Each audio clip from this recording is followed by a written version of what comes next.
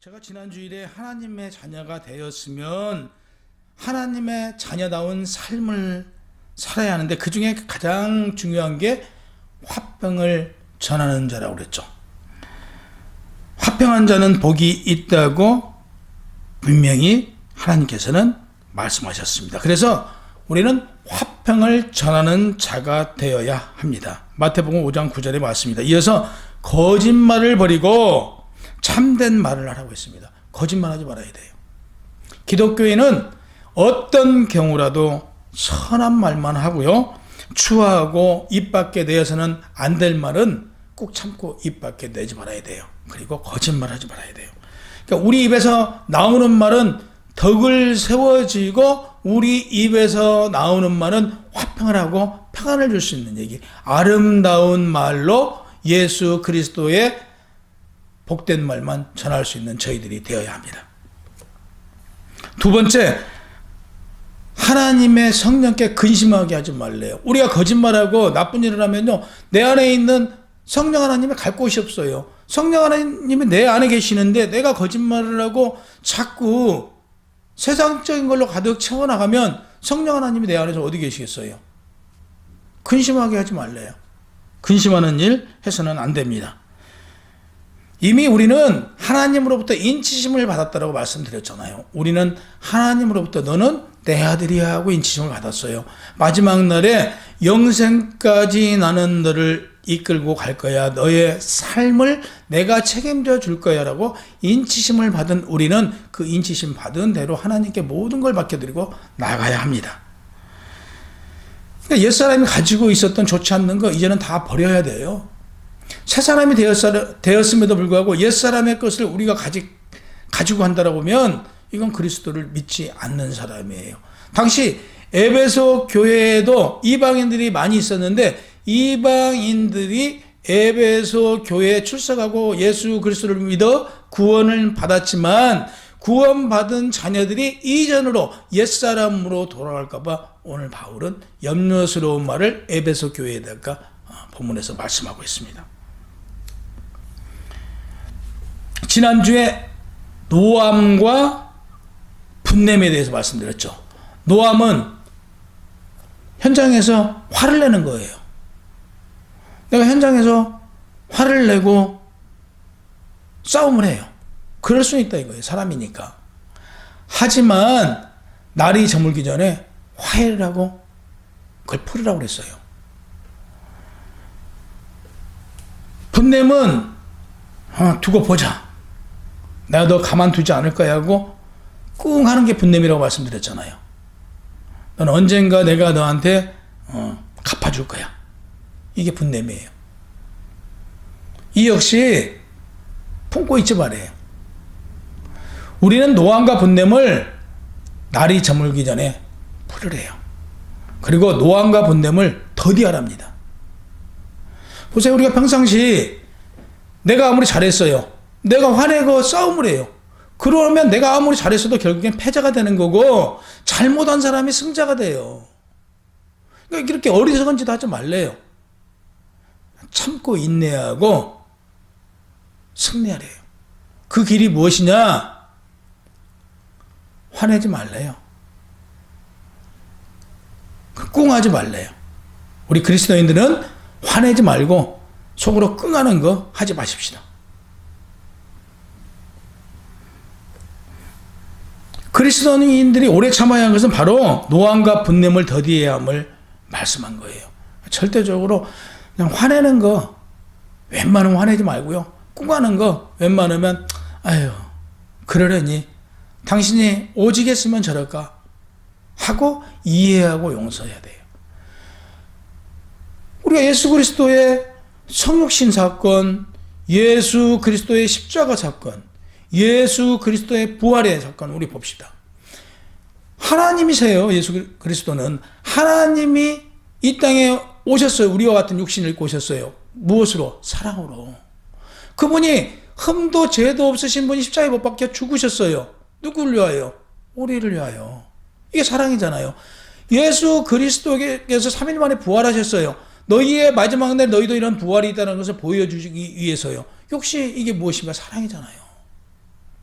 그러면 예수 그리스도가 이 땅에 오셔서 보여주신 것처럼 우리도 예수 그리스도를 닮아가면 하나님의 사랑을 깨우칠 수 있대요. 다시 얘기해서 우리도 예수 그리스도와 같이 온전히 나를 내려놓고 내가 없을 때 하나님의 사랑을 알 수 있다는 얘기예요. 곧 예수 그리스도를 보면 내가 어찌 살아야 한가, 하나님의 사랑이 무엇인가를 알 수 있다는 얘기예요. 우리는 하나님의 사랑을 입은 자녀라고 하면서 행동은 하나님의 자녀다운 행함이 없다는 얘기죠. 예수 그리스도와 같이 살아야 되는 거죠. 오늘 본문은 하나님께서 자녀들에게 말씀하시기를 하나님은 어둠을 밝히 비추시는 빛이심으로 하나님의 자녀가 된 성도들도 빛의 자녀답게 어둠 속에서 빛을 발하래요. 우리가 이 세상에 빛의 역할을 감당해야 된다는 말씀이에요. 여러분 지금 빛의 역할을 감당하고 계십니까? 이 세상에 어두운 세상에 빛의 역할을 감당하고 있냐는 얘기예요. 이미 하나님으로부터 사랑을 받았고 하나님의 은혜로 구원을 받았어요. 구원받은 하나님의 자녀가 구원받은 자와 같은 행동을 하려면 하나님의 사랑을 입어야 된대요. 하나님의 사랑을 입었으면 하나님의 사랑을 본받아 그대로 행해야 된대요. 그러니까 하나님을 본받으려면 가장 먼저 하나님의 사랑을 본받아야 한다고 말씀드렸죠. 하나님의 사랑은 예수 그리스도가 이 땅에 오셔서 행하심이 하나님의 사랑이에요.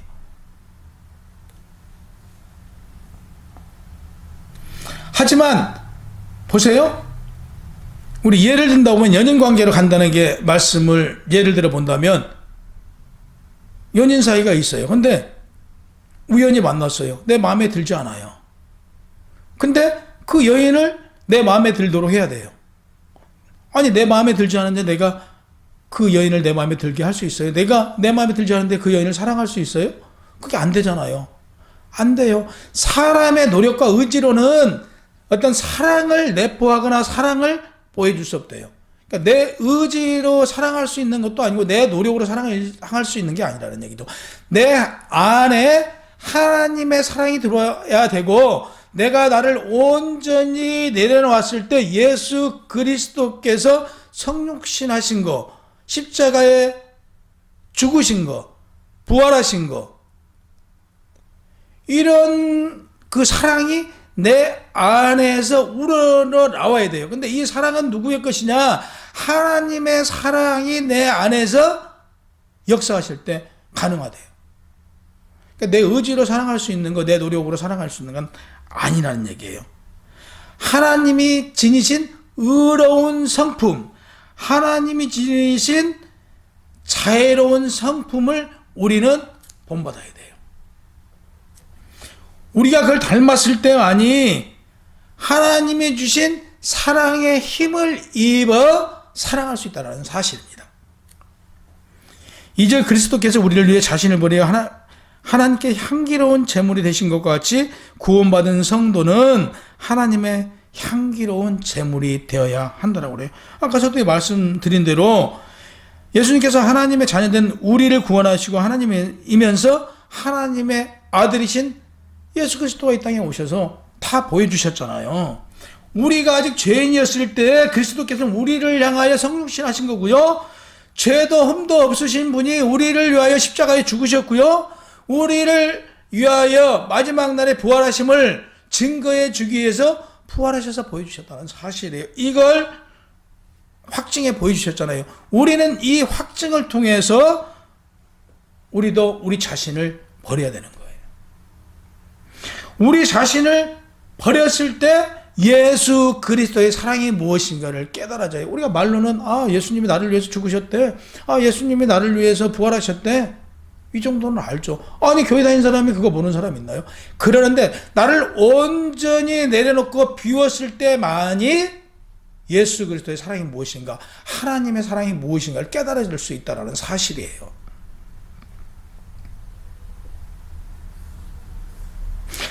하나님을 본받으려면 두 번째, 어둠에 속한 일들을 버려야 된대요. 예전에 옛사람, 내가 세상에 있을 때 가지고 있던 성품이나 속성이나 모든 것을 다 버리래요. 그 중에 음행과 온갖 더러운 것과 탐욕을 버리래요. 그게 버리는 게 그리스도인의 마땅한 도리라고 오늘 본문은 말합니다. 첫 번째, 음탕하고는 포르네이아라는 단어인데요. 현대사회에 포르노그라피라는 그 어원을 가진 단어인데, 오늘날 그 성을 그 상품화하는 것, 이걸 총체적인 뜻을 지닌 단어입니다. 헬라에서는 정말 부도덕한 어떤 성의 그 방종이 일어났었죠. 그러니까 부부관계를 떠나서 다른 사람하고 어떤 이런 성관계에 대해서 굉장히 난잡했다라고 말합니다. 그래서 그 헬라 시대에는 그 공창제도가 있었어요. 헬라세계는 공창제도가 있었어요. 아프로디테라는 여신 전에서 신전 창기들과 그 제의에 참석한 사람들이 그 문란한 그 행위를 그 벌릴 정도로 당시에 심각했다라고 그래요. 그래서 에베소, 아까 서두에도 말씀드렸잖아요. 에베소 교인들 중에는 이방인들이 많이 있었는데, 이들이 이제 빛의 자녀가 되었으면 그런 부분을 완전히 끌어야 되는데, 행여나 너희가 지금 너무 난립되어 있고 너무 방종되어 있는 상황이다 보니까 너희가 다시 이전에 옛사람으로 그 교회는 나오지만 돌아갈까봐 걱정스러운 내용이죠. 그래서 바울이 절대적으로 너희는 이제는 주 안에서 빛이 되었으므로 그러한 성범죄, 성적인 문제로부터 단절하라고 촉구한 그런 내용입니다. 난잡하고 더러운 것은 성적인 방종과 더불어 잘못된 종교 이념이에요. 당시 이때도 이단들이 굉장히 그 판쳤다라고 말씀드렸잖아요. 그러듯 당시에 그 상상하지 못할 만큼 어떤 성적인 타락, 예를 든다고 보면 아까 말씀드린 아프로디테 그 여신, 이런 경우도 뭐 잘못된 그런 그 종교 이념이죠. 이들을 더불어 말합니다. 본질에서 난잡하고 음란한 욕구를 갖는 도덕적 불결함에 대해서 그 기록되어 있는 난잡하고 더러운 것을 표현한 것입니다. 탐욕은 자신에게 그 주어진 거 이상이니까, 그러니까 뭐 성경에서는 1달란트를 받은 사람, 2달란트를 받은 사람, 5달란트를 받은 사람, 10달란트를 받은 사람 각기 다르잖아요. 근데 내가 1달란트의 그릇이에요. 내가 5달란트를 바라본다고 해서 그 5달란트를 내가 간직하고 그 5달란트를 키워나갈 수 없잖아요. 이건 탐욕이에요. 각자 하나님께서 1달란트를 받은 자는 한 달란트에 대해서 열심히 하고 그 1달란트를 가지고 예수 그리스도의 복음을 전하고 내 삶이 윤택해진다라고 보면, 내가 행복해질 수 있다라고 하면 그 1달란트가 나한테 맞는 거예요. 근데 내 그릇은 1달란트, 그러니까 1달란트밖에 받을 수 없는 그릇인데 5달란트를 부어준다고 해서 이게 차고 넘치는 것이잖아요. 이것은 결코 이 5달란트를 내가 올바르게 활용하지 못하고 올바르게 쓰지 못하면요, 책망받잖아요. 그래서 각자 1달란트, 5달란트, 10달란트를 받은 사람들은 받은 대로 기업을 이끌어 가야 돼요. 한 달란트를 가진 사람이 행여나 그걸 손실이 날까봐 땅에 묻었어요. 그랬더니 주인이 뭐라고 그래요? 악한 종이라고 그러잖아요. 그거예요. 돈은요, 세상의 물질은 많으면 약간 육체적으로 평안함을 얻는 대신 정신적으로 힘겨움을 받아요. 또 하나는 물질이 없으면 육체적으로는 약간 힘은 들지만 정신적으로 힘겨움이 없어요. 그래서 가진 자나 갖지 않는 자는 평등해요. 단 가진 자는 그 재산은 하나님께서 맡겨주실 때 네 개인을 위해서 쓰라고 맡겨주신 것은 아니라는 얘기예요. 누가복음 12장 16절 이하에 보면 부자가 자신의 곳간에 가득 채웠어요. 그러자 더 채워야 돼. 없어요. 그래서 새 곳간을 지어서 또 채웠어요. 그러고 나서 이제는 곳간이 찼으니 놀러 다녀야겠다. 보세요. 하나님께서 이르시되 어리석은 자여 오늘 밤에 내 영혼을 도로 찾으려니 그러면 내 준비한 것은 누구의 것이 되겠느냐. 자기를 위하여 재물을 쌓아두고 하나님에 대하여 부여하지 못한 자는 이와 같으니라. 너희 목숨을 위하여 무엇을 먹을까? 몸을 위하여 무엇을 입을까? 염려하지 말라. 목숨이 음식보다 중하고 몸이 의복보다 중하다고 했어요. 보세요.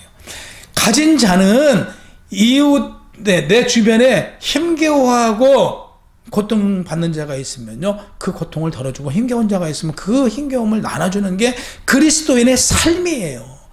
재물은 하나님의 것이지 여러분들이 잠깐 보관하고 있는 것이지 만년 대대손손 부자로 살 수 있는 거 아니에요. 나누세요. 어려운 사람 있으면 베푸세요. 이게 진정한 그리스도인의 행복입니다. 악하고 더럽고 추하고 탐욕스러운 데는요, 이름조차도 부르지 말래요. 추잡한 말, 무미한 잡담, 점잖지 못한 농담, 합당하지 않는 것이라고 분명하게 본문 4절에는 말씀합니다. 근데 이제 이런 부분들이 3절까지 성적인 문제에 대해서 말씀하셨잖아요. 그래서 4절의 이 부분도 이렇게 표현하고 있지만 전반적으로는 성적인 문제를 행하지 말라는 그런 의미에서 추하고 더러운 것까지도 4절에서 말씀하고 계십니다. 사람은요, 주변으로부터 인정받고 내가 목사로서 인정받는 것은 내가 아무리 올바른 행동을 하지만 내가 가끔 올바르지 않는 행동을 한다고 하면 그 올바른 사람입니까? 아니잖아요. 올바른 사람이라는 것은 하나에서 열까지 바르게 생활하는 사람이 올바른 사람입니다. 그렇잖아요. 근데 아무리 바르고 올바르게 산다고 해도 주변에서 그 사람 행실이 올바르지 않아요. 그러면 인정받지 못합니다. 인정받지 못한 것은 실질적으로 올바른 삶을 사는 사람이 아니에요. 그래서 내가 올바른 행동을 함으로써 내 주변에서 저 목사는 어디를 봐도 어떤 걸 봐도 정의롭고 올바른 사람이야. 역시 하나님의 종이야. 라고 타인들의 입술을 통해서 내가 인정받았을 때 진정한 올바르고 의로운 사람인 거죠. 내가 아무리 올바르고 의롭다고 한들 남들이 인정해 주지 않으면 내가 의롭고 올바른 사람이 아니라는 얘기예요. 그래서 우리는 늘 말로도 누구를 높여주고 말로도 누구를 칭찬하고 말로도 감사하고 또 우리는 입술의 감사와 사랑과 은혜가 끝이질 않아야 돼요. 어디를 가든 간에 누구를 만나든 간에 그 사람의 화평을 줄 수 있는 사람, 어디를 가든 간에 그 사람에게 장점을 찾아 아이고 감사합니다. 뭔 집사님 감사합니다. 무슨 사장님 감사합니다. 이렇게 말할 수 있는 우리는 겸손하고 낮은 자로서 늘 감사가 넘치는 자여야 된다는 사실이에요. 5절에 보면 5절에 음행하는 자, 추행하는 자, 탐욕을 부리는 자, 곧 우상 숭배하는 자 등은 하나님 나라에서 그리스도와 함께 기업을 얻지 못한대요. 보세요. 아무리 신앙생활하면 뭐예요? 마지막 날에 그리스도와 함께 기업을 얻지 못하면 결국에는 아무런 무의미한 거잖아요. 그 이유에 대해서 6절 말씀합니다. 누구든지 헛된 말로 너희를 속이지 못하게 하라. 이로 말미암아 하나님의 진노가 불순종의 아들들에게 임한다라고 하셨어요. 골로새서 2장 8절 누가 철학과 헛된 속임수로 너희를 사로잡을까 주의해라. 이것은 사람의 전통과 세상의 초등 학문에 따름이요 그리스도를 따름이 아니라고 말합니다. 그렇습니다. 성도들은 헛된 말, 어두운 일에 관여해서는 안 돼요. 어떤 경우든 간에 정말 좋은 말만 하고요. 불필요한 말 하지 마요. 농담하지 마세요. 7절에 그러므로 그들과 함께하는 자가 되지 말라고 경고합니다. 하나님의 진노가 임하기 때문에. 하나님을 본받으려면 세 번째 빛의 자녀로서 빛의 열매를 맺으래요. 빛의 열매가 무엇인가 봤더니 너희가 전에는 어둠이었으나 이제는 주 안에서 빛이라. 빛의 자녀로서 자녀답게 행해야 함을 말씀합니다. 9절에 빛의 열매가 무엇인가 착함과 의로움과 진실한 것이래요. 착하고 의롭고 진실하래요. 그러니까 그리스도인은 착해야 돼요. 그리고 의로워야 돼요. 그리고 진실해야 돼요.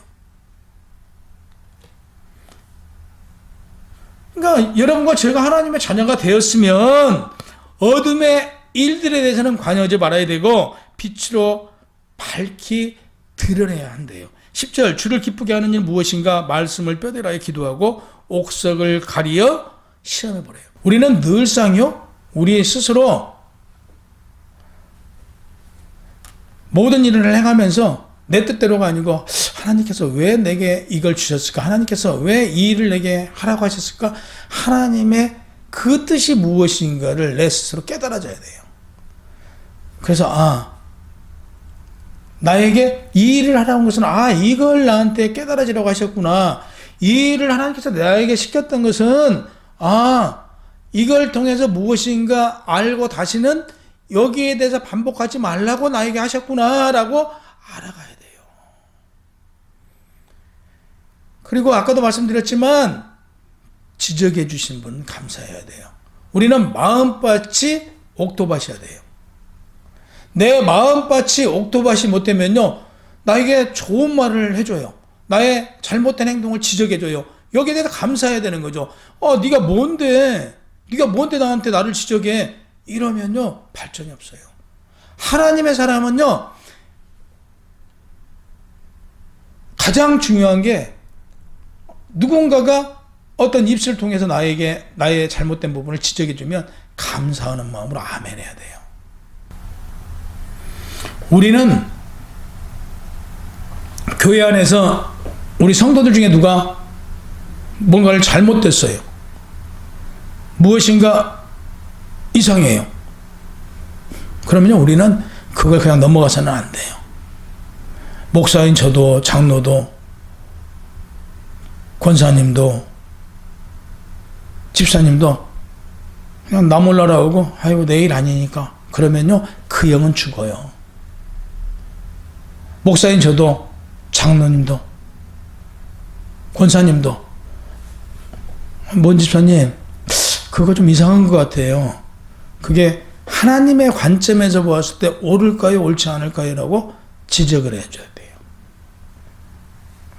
그리고 잘못된 일을 하면 책망을 하라고 성경은 말해요. 예를 들어 잘못된 길을 가고 있고 잘못된 짓을 하면 왜 당신 그런 짓을 하냐고 책망을 하래요. 그러면 그가 그 책망을 듣고 스스로 깨달아 뉘우쳐 하나님께 돌아올 수 있대요. 그러나 아이고 내일 아니니까 내가 괜히 말했다가 나만 어쩌니까 하고 등 돌려봐요. 그 사람은요 죽어요. 똑같아요. 교회 안에서도요. 예를 들어 잘못된 걸 보면 그 부분에 대해서 나 화를 내면서 지적을 하는 얘기는 아니에요. 김 지사님 이게 이런 것 같은데 김 지사님 생각은 어때요? 하고 그분이 깨달을 수 있도록 우리는 말을 해야 돼요. 그래야 그 영이 살아요. 우리는 영을 살리는 일을 하는 사람들이에요. 영을 죽이는 일을 하는 하나님의 자녀들이 아니라는 얘기예요. 늘상 우리는 정말 어두운 행동을 보면 무관심하게 보고만 있지 말고요. 책망하여 그가 스스로 깨달아 하나님께 돌아올 수 있도록 해야 된대요. 그래서 빛에 속한 자녀들은 빛을 발해야 한다는 것이죠. 이사야 60장 1절에 일어나라 빛을 발하라 이는 내 빛이 이르렀고 여호와의 영광이 내 위에 임하였다라고 말합니다. 14절 그러므로 이르시기를 잠자는 자여 깨어서 죽은 자들 가운데서 일어나라 그리스도께서 너에게 비추시리라 하셨느니라 했습니다. 그래서 우리는 늘살 말을 조심해야 돼요. 정말 상대에게 상처 주는 말 하지 말고요. 늘 우리의 입술에서는 은혜가 넘치는 말, 우리 입술에서는 복을 전하는 말, 우리 입술은 늘 감사를 전하는 말. 화평을 주는 자는 복이 있다고 그랬습니다. 하나님의 복을 받고 싶으면요 화평을 전하는 자가 돼야 돼요. 하나님의 복을 받고 싶으면요 은혜스러운 말을 해야 돼요. 하나님의 복을 받고 싶으면요 하나님의 약속대로 행해야 돼요.